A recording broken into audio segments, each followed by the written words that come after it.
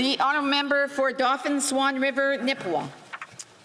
Madam Speaker, Canadians were shocked and outraged to learn that the Prime Minister's climate change ambassadors charged taxpayers over $250,000 in less than 2 years to travel around the globe promoting the failed carbon tax. She's probably in the air right now. My question is simple.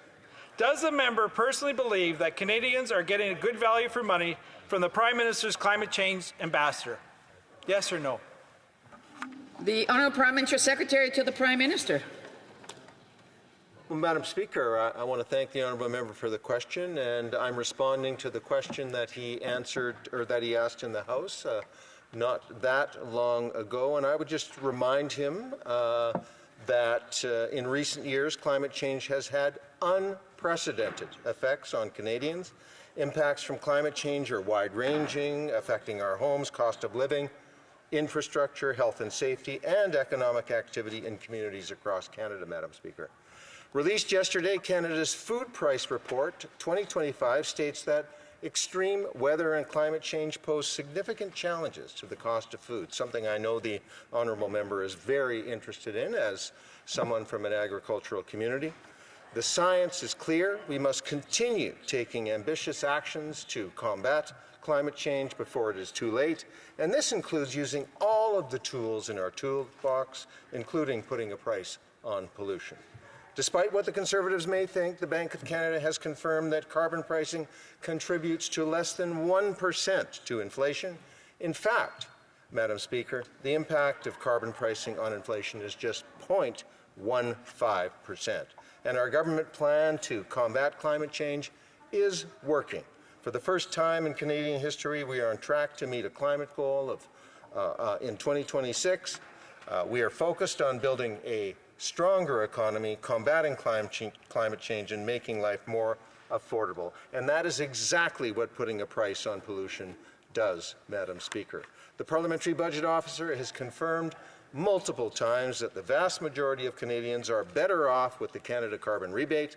For a family of 4 in the riding of Dauphin, Swan River, Nipawin, very, very beautiful part of my home province, his home province of Manitoba, Madam Speaker. The Canada Carbon Rebate will receive, people will receive $1,200 a year, Madam Speaker. But that isn't all. In rural communities, residents will also receive an additional 20% top-up. Madam Speaker, just in closing, we remain focused on the bigger picture, protecting Canadians from the devastating impacts of climate change and ensuring a prosperous future for generations to come. I know the honourable member is a strong environmental advocate, and Madam Speaker, I would like to hear him and his party for once talk about climate change, the opportunities it has for our economy, and the impacts that it is having on agriculture and people's lives from coast to coast to coast. Thank you, Madam Speaker. The honourable member for Dauphin, Swan River, Nipawin. Madam Speaker, we all realize that climate change is real. In climate change, we have to reduce emissions. Meanwhile, we have a climate ambassador flying all over the world, racking up air miles. So the member didn't answer my question. Does he believe that Canadians are getting good value for money from the Prime Minister's climate change ambassador? Yes or no, Madam Speaker? Parliamentary Secretary. My answer, Madam Speaker, is an unqualified yes. And Madam Speaker, we are getting good value from the measures that we are introducing to combat climate change.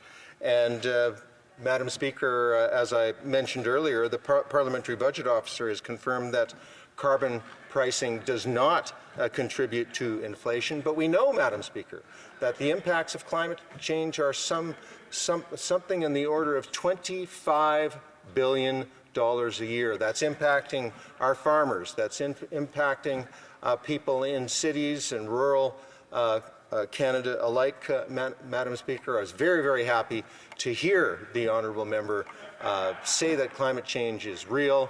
I think he is one of the few I have heard say that from his party across the aisle. Thank you, Madam Speaker. The honourable member of Calgary Centre. Well, I'll take some exception, if you don't mind, Madam Speaker, to what my colleague just across the way just responded to my other colleague here on the side of the House.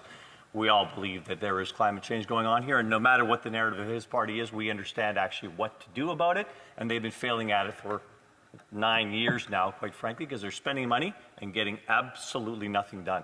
But I'm here tonight to ask more questions about the actual SDTC scandal, the Sustainable Development Technologies Canada scandal that I asked a question about some weeks ago here in this House. Now, let's revisit the timeline on this, if you will, Madam Speaker, because this started in early 2023 when a whistleblower at SDTC actually came forth and said there were significant malfunctions happening there and conflicts of interest and money going out where it should not go out. Then in December 2023, that whistleblower actually appeared before Parliament, a parliamentary committee, and disclosed exactly what was going on. It was evidence for everybody. Then following that, on the 4th of June 2024, SDTC was disbanded as an organization and rolled into the NRC as far as what it was doing, dispensing funds for green innovation in Canada. Not to precede anything, but suddenly on 6th June 2024, the Auditor General came out 2 days later and actually ruled in a report that effectively there was a whole bunch of conflict of interest. $76 million in funding was tied to conflicts of interest. Another $60 million of funding was into projects that were not even eligible for the requirements of the program. Just a complete schmozzle of a program, if you will. And that's what we're doing here in Parliament right now. Subsequently as well, on the 24th of July 2024, the Ethics Commissioner actually ruled that the chairman of SDTC, Annette Verschaeren, was in violation of ethics guidelines, and she'd approved grants to her own firms through that SDTC funding mechanism. Now, this is interesting because, of course, you go all the way through this piece. This is about granting funds to an organization. This came to the House of Commons as we're looking for these documents to see exactly where these funds have gone and the actual entities that have benefited from this, and of course the connected individuals, all of whom seem to have Liberal connections. And this is why we want the documents in front of the House of Commons. The Speaker himself fully ruled on this, that this government defied the authority of Parliament by refusing to hand over documents relating to SDTC. This House of Parliament, the House that is supreme in our democracy, voted majority to get those documents in front of Parliament, hand them over. We're supposed to turn them over to the law clerk, who will then distribute them to the RCMP for their investigation in this matter.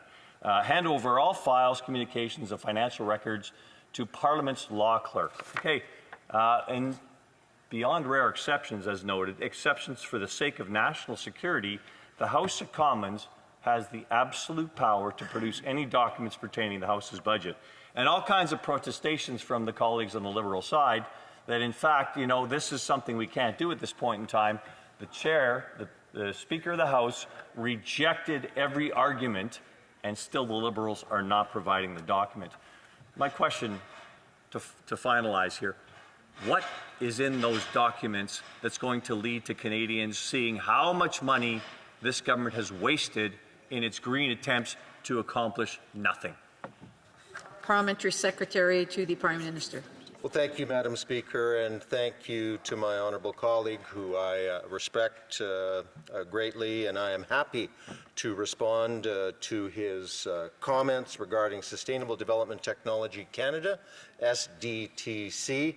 And Madam Speaker, this government remains committed to providing the documents sought by the June 10th House of Commons motion. In fact, the government has already submitted thousands upon thousands of pages of records to the law clerk for onward distribution to the Royal Canadian Mounted Police, the RCMP. I suspect that the member opposite knows this, of course, but they would rather filibuster their own motion and hold up the important business of this House than move forward with the important work of helping Canadians. Quite simply, Madam Speaker, to say that this government is intentionally withholding documentation is a serious accusation, and it is simply false. Madam Speaker, this government has been very forthcoming since the allegations against SDTC first came to light in early 2023. In fact, as soon as the allegations were made, the Minister of Industry, Science and Innovation took immediate action to investigate and undertake proper due diligence to understand the facts and get to the bottom of the issue at hand. As part of that process, the government worked diligently to respond to the findings of multiple independent reviews of SDTC, including third-party audits, committee studies, and a report from the Office of the Auditor General. I would like to remind the member opposite that SDTC was created by Parliament as an arm's-length organization. This model allowed for oversight, but emphasized that the expertise in identifying clean tech projects could lie with those within the independent organization with the appropriate expertise. To now claim that the government was directly involved in SDTC is not only inaccurate, but runs contrary to the arm's-length mandate that existed with SDTC. That being said, at the conclusion of the various reviews and audits, Madam Speaker, it became apparent that the arm's-length nature of SDTC was no longer working and necessitated change, and that's why we announced a new delivery approach for SDTC programming to enhance due diligence. Madam Speaker, it is the prerogative of the RCMP to undertake an investigation, the nature of which no one in this room is privy to. The government is prepared to offer its full cooperation with the RCMP if and when required. At the same time, we are listening to the RCMP, Madam Speaker, when they confirm that handing over documents to the House to be transferred to the RCMP could jeopardize any ongoing investigations. That, I think, gives us all pause for thought, Madam Speaker. Instead of continuing to hold this place hostage with a conservative filibuster, we should let the RCMP investigation continue, free of political interference and involvement, while also referring this matter to committee as directed by you, Madam Speaker, or your fellow speaker. Thank you. The honourable member for Calgary Centre.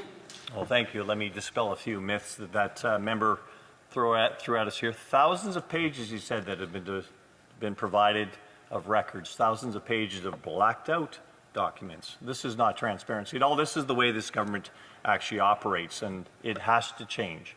And as far as the RCMP goes, we all know the RCMP can ignore evidence, and they have not given any indication that they would find that the information provided by Parliament would be out of line. Parliament is supreme, and maybe that member stood for Parliament not understanding his role here, but Parliament is supreme, and we voted to have these documents. We want these documents. But full cooperation, this government does not have. We want to get to the bottom of this because we know there's a number of funds here. We strongly believe there's a number of funds here that have gone to Liberal insiders. We'd like to see where these documents lead. We want to make sure the police know that. We want to make sure they have full access to all the documents. When will they provide all the documentation? The honourable parliamentary secretary. Madam Speaker, let me be clear. This government has zero tolerance for the misappropriation of public funds. The member opposite's accusation that this government has funneled taxpayer money and is obstructing justice is completely false. The Auditor General was clear with her findings and highlighted several areas where SDTC's governance and rules were not followed. This and the other reviews conducted by the department signaled that there were weaknesses in SDTC governance and delivery, and the government took clear and decisive action. Madam Speaker, the government is fully supportive of Canada's clean technology industry and appreciates the important role these companies are playing in shaping Canada's economic future. The steps we have taken will ensure that these companies can continue to succeed while simultaneously ensuring proper stewardship of public funds. Thank you, Madam Speaker, and thank you to the honourable member.